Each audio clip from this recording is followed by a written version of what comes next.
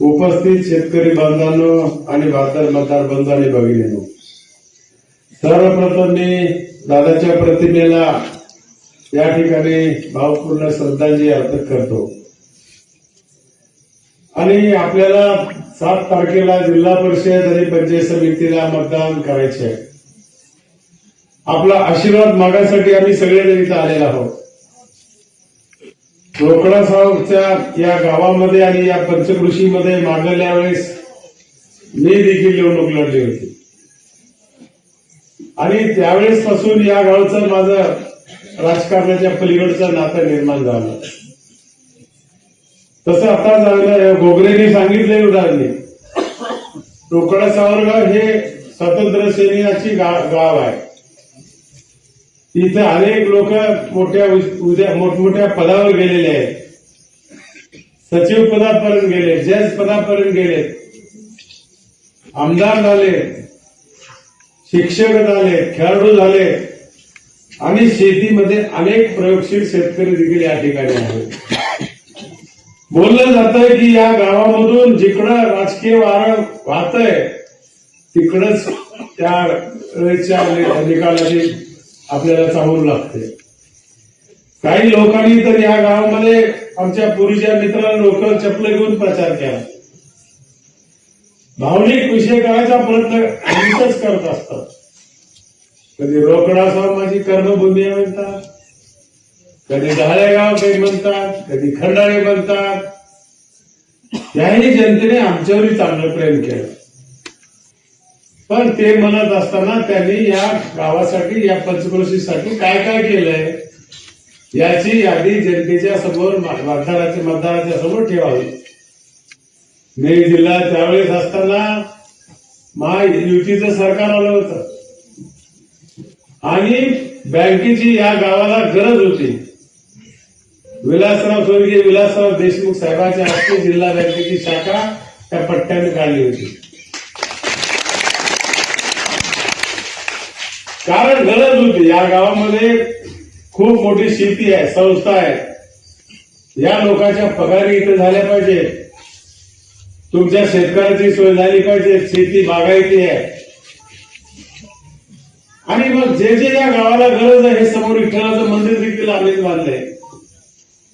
त्यांच्याकडे आमच्यापेक्षा मग खूप यंत्रणा आहे. एक काहीतरी 10 लाखाचं सभागृह मानलं की सारखं लिहिण्याला जाते, मधून तर लिहिलं जात नाही, बाहेरून तर लिहिल्याला जाते.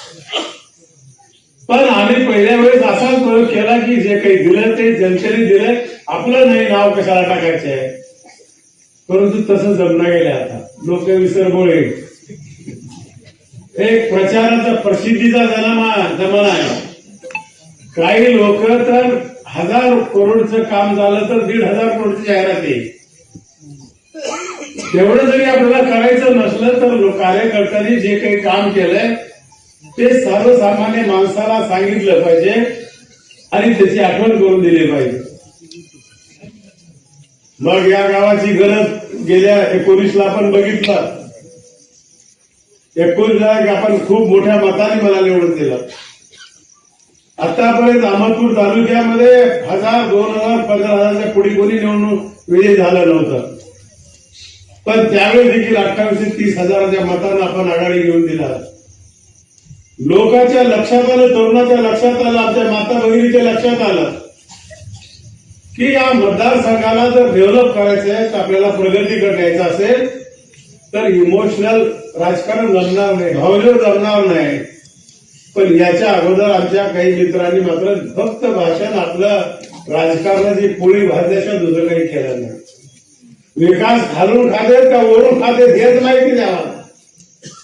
आणि आज मी त्यांची भाषा, विकास कुठे मला दिसला गेलाय. आता इथं वरून गायकवाड साहेब विकास कुठे म्हणलं तर समोर साहेब विकास. आज बघा ह्या गावामध्ये तुम्ही एवढे गावाचे भूमिपुत्र म्हणून सांगता, मग का तुम्हाला प्राथमिक आरोग्य केंद्र करता आलं नाही? केल्यावर देखील त्याच्यात राजकारण आणलं. इथं आज आपल्यामध्ये स्वर्गीय विनायक आबा नाईक, कोणी जमीन द्यायला तयार नव्हतं. जमीन तर खूप फार रोकडा सावर झाला आणि मग विनायकराव आबांनी जमीन आपल्याला मोफत दिली. आणि मग ज्यावेळेस त्याची मंजुरी आली त्यावेळेस मग मात्र काही लोकांना त्यांच्या प्रतिप्रमाणे पुन्हा सांगितले की तुम्ही त्या ठिकाणी माळावरची मला टेंडर झालंय, त्याचं प्लॅन झालाय, सगळं झालंय. आता साईड कशी बदलता येईल सांगा. म्हणजे जे काही काम चालू आहे त्या कामाला अडथळा कसा आणायचा हे आमच्या मित्राला अधिक कळतंय. कारण त्यांचा वेळ चांगल्या कामात जातच नाही ना. कार्यकर्त्याचे खरं संसार उठून गेले. अरे 1-2 कार्यकर्ते 22 लोकांना संसार बसविलाय असं 1-2 तरी उदाहरण दाखवा. काहीतरी त्यांना नादाला लावायचं सांगितलं. आता कांबळे साहेबांनी आतापर्यंतचा तोच हिशोब आहे. नवीन माणसं धरायचे, पैसेवाले धरायचे ना. बोलताना आम्हालाच म्हणायचं धनशक्तीच्या विरोधात जनशक्ती. आता माझ्यासोबत आमच्या मित्राची 5 बाऱ्या निवडणूक झाल्या. जिल्हा परिषदला एकदा इथं, पुन्हा जिल्हा बँकेला होतीच बघायची तरी तेव्हा एकदा बघितले आणि 3दा विधानसभेला पराभूत झाले. भाषण तेच आहे, जनशक्तीच्या विरुद्ध जनशक्ती, मी गरीब आहो आणि विकासाच्या मुद्द्यावर बोला ना राजे. म्हणून मित्रांनो ह्या गोष्टी आता जनते तरुण मतदार पुढे आला. महिलाला हे सगळं कळायला लागलंय, रोकडा सहभाग करायला कळायला लागलंय. आता उमेदवार पुन्हा दिग्गज तासला जाणून उभा केला, त्याच्याकडे व्हॅलिडिटीचं प्रमाणपत्रच नाही. म्हणजे अजून 1-1.5 वर्षाला हेच काम करा. कारण आम्हाला वेळ पूर्ण कामामध्ये आपण राहतो. ह्याला दुसरं काही कामच नाही. निवडणूक आली की मस्त 3 महिने आराम चालतंय. हा फरक आहे दोघांमधला. आणि जिथं काम झालंय त्याचं कौतुक करायचं, पण ते कौतुक करायची सवय नाही. 2019ला बघितला, तुमच्या साक्षीने निर्णय घेतला मी की आपण दादा सोबत राहायचं का पवार साहेब सोबत.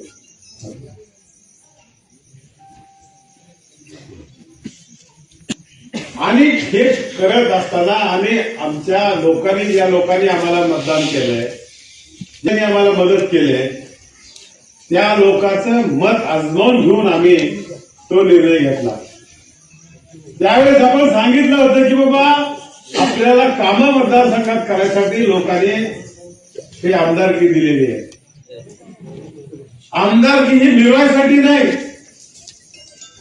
आणि लोकांनी संमती दिल्याचा निर्णय घेतला आणि मग आपण बघितलं 2,500 ते 3,000 कोटीचे कामं झाले.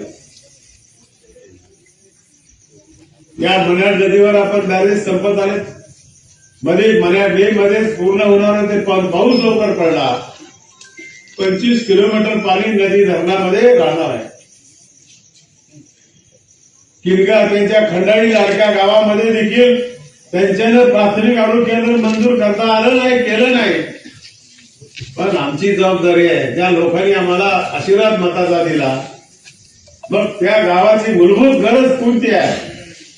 आज आपण जे जिल्हा परिषदेच्या माध्यमातून ह्या निवडणुका लढवतोय, तर ह्या कार्यकर्त्याच्या निवडणूक आहेत, ग्रामीण भागाच्या विकासाच्या निवडणूक आहेत. जिल्हा परिषदेच्या माध्यमातून तुमच्या गावाला निधी कसा आणता येईल, सभागृहामध्ये आवाज उठवला पाहिजे. मी 15 वर्ष सभागृहामध्ये होतो, उपाध्यक्ष म्हणून मी तिथं काम केलंय. आणि मग त्या कार्यकर्त्याचा, आज हा शिकलेला कार्यकर्ता आहे आमचा, आणि त्याला मतदारसंघाची माहिती असली पाहिजे की या मतदारसंघातले कोणते प्रश्न आहेत आणि कोणत्या प्रश्नाला आपण प्रायोरिटी द्यायची आहे. किती ठिकाणी आम्हाला लाईटचा प्रश्न आहे, आरोग्याचे कोणते प्रश्न आहेत, पिण्याच्या पाण्याची काय हालत आहे बघितलं आपण. मागल्या वेळेस इथे निवडणूक लागली, रोकडा सावरकरांनी पुन्हा एकदा सिद्ध करून दाखवलं. माझ्या भावाला उभा केलं होतं. तर वॉटर सप्लाय मध्ये चंद्रकांत मध्येनीच केली होती, त्यावर मेंबर होते. हे सगळे लोक आले, आम्ही तुमच्या सोबत आहोत. म्हणजे हे लोक कामाची नोंद घेणार आहेत. राजकारणाला दिशा कुणाला कळते, कोण माणूस याला नियोजन करताय. आणि त्यावेळी देखील अशाच प्रकारचं काम या रोकडा साहेबांच्या जनतेने केलं होतं. आणि म्हणून आपल्या भागातला जवळचा आहे, खतऱ्याचा आहे, हा रिकामा माणूस नाही, उद्योग व्यावसायिक आहे. त्याचा खरेदी विक्रीचा व्यवसाय आणि काम करणाऱ्या माणसालाच लोकांच्या कामाची कदर कळते, म्हणून आपण या ठिकाणी नागराळेला उमेदवारी दिली आहे. शिकलेला आहे, शिकलेला माणूस असलं तर काय जीआर आहे, काय काम आहे, त्याचं प्रमाण कधी झाले, तांत्रिक मान्यता काय. आज मला सांगा, रोड मध्ये जिल्हा परिषदला काम करत असताना जिल्हा परिषदचं बजेट काय हे अगोदर आपल्याला कळावं लागेल. किती विभाग आहेत ते माहीत असले पाहिजे. हेड ऑफ दी डिपार्टमेंट किती लोक त्याचे किती आहेत, डीएचओ कडे काम कोणतं काम आहे, सीओ कडे काम कोणतं आहे, प्रकल्पांच्याकडे कोणते काम आहे, या गोष्टीची माहिती असल्याशिवाय तिथं आपल्याला कामाचे फुटअप करता येत नाही. आणि त्यावेळेस जे लोक जिल्हा परिषदला चांगल्या प्रकारे काम केले ते लोक आमदार होऊ शकले. आमच्या बॅचचे तर 7-8 आमदार झाले. आमदार होणं सोपं आहे, पण आमदारकी पुन्हा पुन्हा निवडून येणं टिकणं हे महत्वाचं आहे. कारण इथं जर वेळ आपण दिला, मतदारसंघाला विकासाचा न्याय दिला, ते मुंबईची जे मंत्रालय आहे त्याची शीम हे मिनी मंत्रालय आहे. कारण कर्मचाऱ्याच्या पगार इथून होतात, आरोग्याचे दवाखाने सगळे इथून बघितले जातात, औषध दिलं जात आहे, शेतकऱ्यांचे प्रश्न शेतीमालाला या ठिकाणी खत बियाणं देण्याची व्यवस्था केली जाते. लातूर मतदारसंघात लातूर जिल्ह्यामध्ये खत किती लागणार आहे त्यावर मागणी करावी लागेल. रस्ते ओडीआर कोणते, काय ओडीआर म्हणजे काय, एमडीआर काय, या सगळ्या गोष्टीची प्राथमिक माहिती नसली तरी जाणून घ्यायचा प्रयत्न केला पाहिजे. खुर्चीचा दोष नसते, खुर्ची तेच असते. पुढचा अधिकारी बघतोय की ह्याला किती कळतंय. मी स्वतः शेतकरी आहे. एका शेतामध्ये मी गेल्यावर ते माणूस आऊत हल्लं तर कुळं हल्लं तर कुळं भलं लांबलंय आणि उभारून धोंडा ठेवून लागणार गेले म्हणून म्हणाले. मी स्वतः गेला एवढं लांबीला कशाला याला खतरा आठवून हा की म्हणलं. मग हे कधी कळतंय, मालकालाच कळणार तर नोकरला काय कळणार. मग कामात कसं आहे, आपण जर पुढच्या माणसाला व्यवस्थित जर प्रेझेंटेशन केलं हे माझं काम आहे आणि कामाची गरज त्या भागाच्या लोकांची आहे आणि कामाला प्रायोरिटी देऊन आपण निधी मंजूर करावा हे ज्यावेळेस त्यांना सांगतो. आता आपल्या गावाला येताना आता इथून आला आपण त्या पाईपलाईन वर रस्ता खराब झालाय, त्याच्यावर काही बोलणं वाटलं नाही आमच्या दोस्ताला. धनशक्ती विरोध तेच भाषण, तेच मांडण, दुसरा विषयच नाही. मी गरीब तुळशी पत्र हाय हे केटाळी वगैरे आहे कोणा, त्यांच्याकडे आम्ही लक्ष द्यायचं सोडून दिलं. बोला तुम्हाला काय बोलायचं. अरे आम्ही केलेले कामं जर सांगत बसलो तर आम्हाला वेळ पुरणार नाही. कुठं त्यांच्याशी नादत लागत बसायच्या. एक तुम्हाला गोष्ट सांगतो. एक मूर्ख माणूस होता आणि एक शहाणा माणूस होता. मग दोघांच्या समोर एक गाय आली. एक इथं उभा राहिलं, एक इथं उभा राहिलं. शहाणा माणूस मूर्ख म्हणतोय गाढव आहे, शहाणा माणूस म्हणला हे गाय आहे. दोघं तटवट लागले. नाही म्हणजे नाही, होय म्हणजे होय. मग ते काय रस्त्यावर भांडण म्हणलं का शहरात आता कुणाकडे जायचं हे तसका मिटवायचा. राजा होता, राजाच्या दरबारात गेलं. आमचा असा कधी आपली दरबार बनणार. त्या दिवशी आमचा एक विषय घ्या म्हणजे दोघांचा. नावं सांगा तुमची. एक म्हणलं माझं मूर्ख नाव आहे, त्याला म्हणलं माझं शहाणा नाव. नावच आहे म्हणलं शहाणा. आणि विषय काय तर हे जनावर आहे ते म्हणते की गाढव आहे आणि शहाणा माणूस म्हणते की गाय. राजाचा पहिला कार्यक्रम होता, संपला दरबार. आणि म्हणजे कोण आहे ती दोघं आलेले. नावं मात्र वेगळेच आहेत, एक शहाणा आणि एक मूर्ख माणूस. नावं आतापर्यंत असे कधी ऐकले तरी बोला म्हणले ह्या दोघांना पेश केलं. काय तुमचं म्हणणं आणलं म्हणजे आमचं एक पुढे वस्तू आहे ते म्हणतंय की मूर्ख माणूस हे गाढव आहे आणि शहाणा माणूस म्हणतोय गाय. राजा खूप हुशार होता. राजाने म्हणलं बघा विचार करून सांगा. शेवटी राजाने म्हणला शहाण्या माणसाचं खरं असताना देखील त्याला ह्या 5 चापकाचे फटकारे मारा म्हणलं. 5 कोरडे मारायची सवय आणि एक दिवस अंधाराच्या खोलीत टाका मला. त्याने म्हणला राजे आणि माझं खरं असताना मला चौकानं मारा म्हणाला. तुला मूर्खाच्या नादाला लागायचं नसतं हे तुला काय बोलतंय. आता तुमचा धंदा बंद पडायची आहे. हे इथं टिपले बोला काय म्हणणं आहे केलं तर आम्ही एवढं करतो. म्हणून मित्रांनो ही गोष्ट आपल्याला समजून घेण्यासाठी आहे. कुणाला शानून कुणाला मूर्ख म्हणण्यासाठी नाही. पुन्हा हे मंत्री काय करतायत बोलला ते मोठं झाले. मग मला सांगा तुम्ही एकीकडे बोलता आम्ही गरीब. जर मोठं झालं तर वाईट काय सांगा ना. चांगलं वाटलं ना तुम्हाला. सोयऱ्यात्री ह्याचा सोयराच आहे. सोयराच माझा म्हणून बरं झाला खाऊन पिऊन गप्पू झाला असं करा त्याच्या नावाला हे नका. मग तुम्हाला कोणतं बरं वाटतं मला सांगा. हा विरोध सोडून द्या. म्हणून आपल्याला 7 तारखेला मतदान करायचे आहे. माझं हे महिनाभर इथं वेळ गेला. माझा 1 महिना 1.5 महिना राजकारणात. नगरपालिकेच्या महानगरपालिकेचे करावंच लागतंय. कारण लोकशाही आपल्याला बाबासाहेब आंबेडकर साहेबांनी दिलेली आहे. प्रशासक जर चालणार काम करणार तर तेवढं काम होऊ शकत नाही. लोकांचा रेटा सभागृहामध्ये विषय मांडल्याशिवाय त्या विषयाला नाही भेटत नाही. म्हणून डॉक्टर बाबासाहेब आंबेडकरांनी 5 किल्ले निर्माण केले. ग्रामपंचायत, पंचायत समिती, जिल्हा परिषद, विधानसभा आणि केंद्रामध्ये संसद. तर पूर्वीच्या राज्यामध्ये तुंबळ युद्ध व्हायचं काही कारण नसताना. ताकदीच्या बळावर गुन्हेगार युद्ध करायचे. पण तरणे बाण 20-25,000 जवान मारायचे. बाया परदेशी व्हायचे, लेकर परदेशी व्हायचे. पुन्हा येत नाही. माझे वकील साहेब सरकारमध्ये देखील ही गोष्ट सभागृहात मांडली की आता अशा प्रकारचा कायदा करावा लागणार आपल्याला की अनेक देशामध्ये तो कायदा आहे की एखादा लोकप्रतिनिधी असं चकली मारून जातीच्या नावाखाली 4-8 दिवसात काही गोंधळ झाला निवडून आला आणि तो जर काम करणं गेला तर 50% लोकांनी पुन्हा रिकॉल करायची पद्धत आहे. आपण जसं म्हणतो ना ग्रामपंचायतचा सरपंच काम करणं गेला भविष्यात ठरवा आणायचा. आणि शिकलेले लोक राहावं. काय राहावे शिकलेले लोक तर कळते त्यांना चांगलं वगळं काय. कमीत कमी ग्रॅज्युएट तर असलं पाहिजे. त्याला पत्र तर लिहिता आलं पाहिजे. ह्या 2 गोष्टी याच्यामध्ये आता समाविष्ट केल्याशिवाय आपल्याला पर्याय नाही. म्हणून इथं जिल्हा परिषदचा मेंबर म्हणून काम करत असताना त्याला हव्यास असलं पाहिजे की माझ्या मतदारसंघात हे कमी आहे, ते कमी आहे, ते कमी आहे. जिल्हा परिषदेच्या माध्यमातून हे निधी तुम्हाला मिळणार, विकास मिळणार.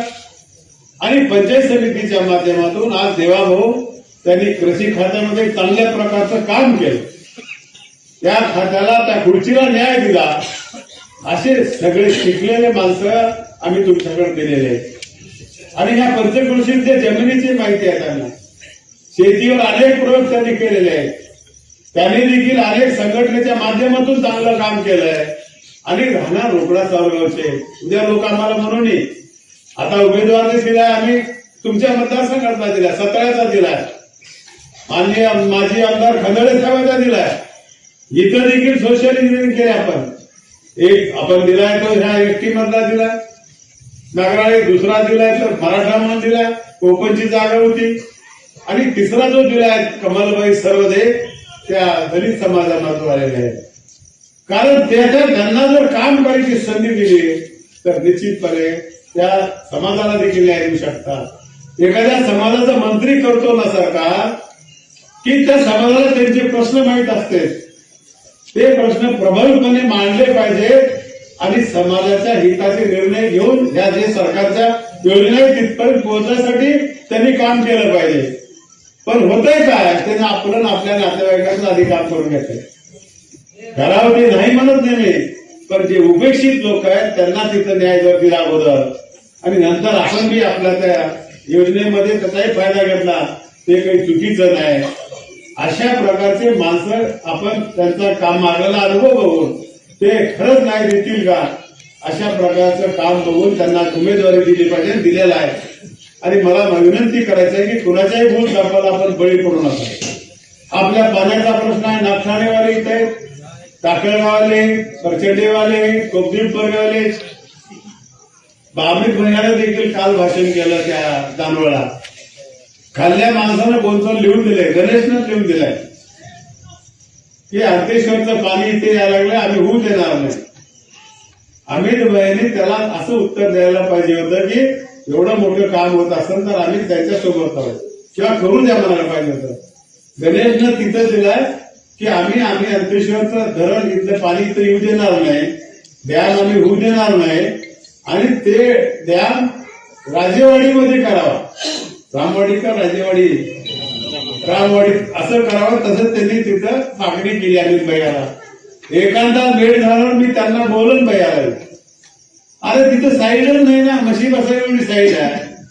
आपण 70 किलोमीटर पाणी आणतोय, 2 TMC पाणी, त्याच्यातलं 20 MM³ पाणी पिण्यासाठी जाणार आहे आणि बाकीचं जे पाणी आहे ते सगळं आपल्या इरिगेशनला जाणार आहे. आणि मग ते पाणी इथं आल्यानंतर हे सगळे तळे जे ते आपले भरून जाणार आहे. गुतेकरवाडीचं भरणार आहे, उन्हाळ्यात आपल्या रंडीचं भरून जाणार आहे, पिपरग्याचं राहणार आहे, तांबड सांगितलं सगळे. म्हणजे आज जे टाकळला पाणी येत नाही ना, होते नागठाण्याचे लोक हाणवायचे जवळ बसून पाणी. मग त्यांना वाटतं की आम्हाला का नाही. एका विचारवंतानं सांगितलं आता युद्ध जे होणार आहे तर पाण्यासाठी युद्ध बोलायचं ना. आलमटी धरण ते म्हणतात की हवेची वस्तू नाही मंत्री पद करणार.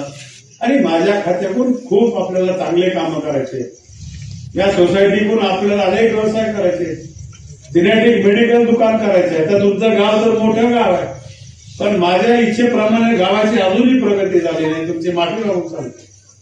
तुमच्या गावाचे बरोबरीचे लोक गाव बघा, किनगाव बघा, तिकडे चापुली बघा, शिरूर बघा, हडोती बघा, वाढवणं बघा, तुम्ही काय प्रगती झाली. या रोकडा सारवर खटाळीची तेवढी प्रगती झाली नाही. का झाली नाही तुम्ही चिंतन करायचा विषय आहे. बसून एकदा बोला, ठरवा. तुम्ही दिशा देऊ शकता लोकांना, पण आपल्या गावाची प्रगती का होऊ नये त्याचा विचार करा तुम्ही. जावा ठिकाणी खेळामध्ये चांगले विद्यार्थी, आज ज्यांनी प्रस्तावना केली ते वकील आहेत, एक चांगले व्यावसायिक म्हणून काम करतात, पण स्वतःचं काम करत असताना बाकीच्या लोकांनी त्या कामाची मदत झाली पाहिजे. अशा प्रकारचे तरुण आपल्याला पुढे आले पाहिजे आणि ते काम व्यवहारानं तुम्हाला चांगले उमेदवार भेटले आणि त्यांच्याकडून काम होण्याचं कारण काय. आता ते तुरतरेवाले म्हणतात ते माझी 5 वाजता पोस्टवर नाही, माझं त्यांचं कळलं काय नातं. 5ला एकदा पडले निवडून गेले की माझा संबंध संपला, मग पुन्हा जाणार म्हणजे 12मध्ये. अरे इथं आम्ही आहोत, सरकारमध्ये आम्ही आहोत. या लोकांनी जर एखादी प्रस्ताव दिला तर बाबासाहेब पाटील यांच्या पाठीमागे खंबीराने निधी द्यायला त्यांच्यापाशी काम करणार. या गोष्टीचा थोडा विचार करा. आणि युवराजने सांगितलेली गोष्ट खूप महत्वाची आहे, त्याच्याकडे कागदपत्रच नाही, मग पुन्हा तेच करायच्या का निवडणूक. त्या सगळ्या गोष्टीचा विचार करा. 7 तारखेला आपल्याला 3 मतदान करायचे. एक जिल्हा परिषदला करायचं आहे, 2 पंचायत समितीला करायचं आहे. चिन्ह सोपं आहे. कालपरा विधानसभेला तुम्ही मतदान केलंय, घड्याळचं मतदान आहे. आणि 7 तारखेला आपण मतदान देऊन अजितदादा पवार साहेबांना खरी श्रद्धांजली अर्पण करा अशी एवढी विनंती करतो आणि माझे 2 शब्द संपवतो. जय हिंद, जय महाराष्ट्र.